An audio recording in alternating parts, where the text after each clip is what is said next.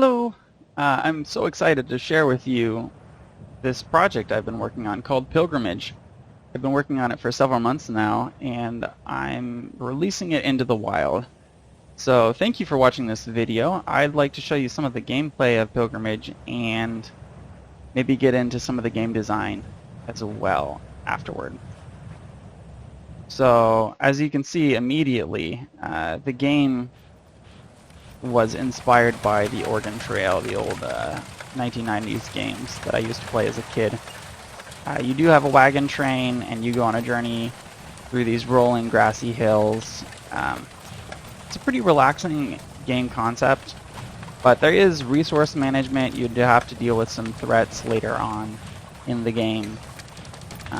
As you can see, the gameplay itself consists mainly of moving your pilgrims around these different jobs, and as your wagon train grows, you consume more resources, and the likelihood of the threats attacking your pilgrims becomes higher. So managing those different elements, trying not to starve or have your engine explode, those are the goals of the game, and trying to get to the end with the most people alive.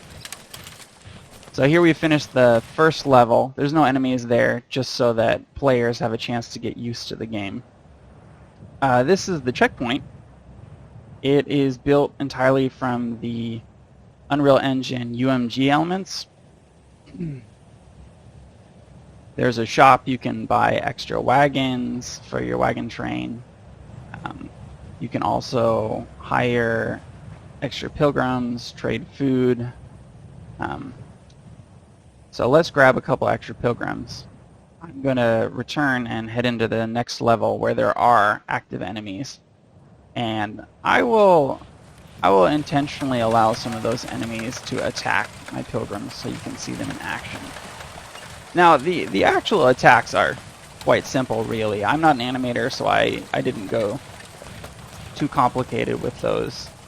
But I did want to introduce an element of threat into the game. That way the players feel like they need to be actively changing their jobs. Maybe you don't want one person gathering food. You need to suddenly switch them to guarding a nearby cart. But there we go. There was an enemy. He started to take that pilgrim in the front. I forgot I set this pilgrim to guarding here, so we'll move him off of there, and maybe we'll lose another pilgrim in a second here. Yep, there goes. And he's taken. He's gone. So he'll be dragged off from the grass and despawned.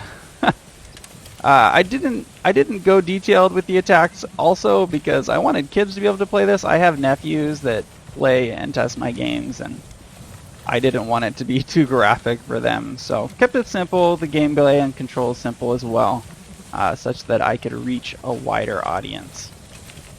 So that's essentially it for the gameplay.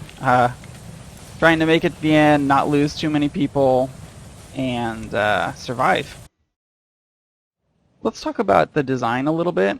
I really wanted to make a complete game with Pilgrimage, so it was important to me to introduce art elements, have a bit of sound, to include different concepts like AI, like I did the Pilgrim AI, as well as the enemy AI, and how those interrelate to each other. And I'm really proud of how everything kind of ended up coming together in the end. The art here, at least the line work, was done by the wonderful Elizabeth Ryan. I did all of the colorization as well.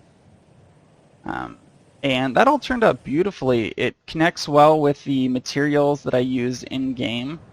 Although, to render this grass properly, it ended up being somewhat costly. I did try to optimize that, but I was using a free asset on the Unreal Marketplace for the base grass that I just added on to.